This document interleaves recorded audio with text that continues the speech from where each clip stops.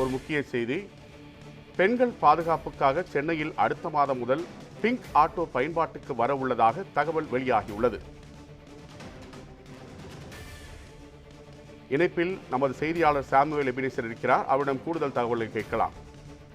Samuel Ebenezer, இது பற்றிய கூடுதல் தகவலை சொல்லுங்க.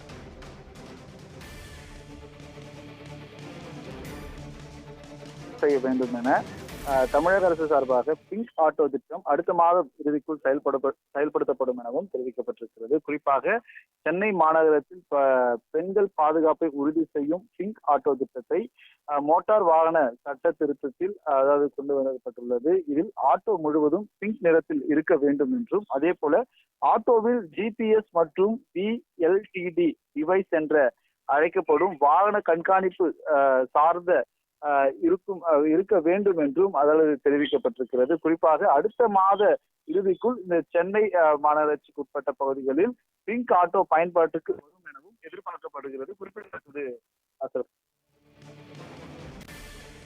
தகவல்களுக்கு நன்றி சாமுவேல் எபினேசர்.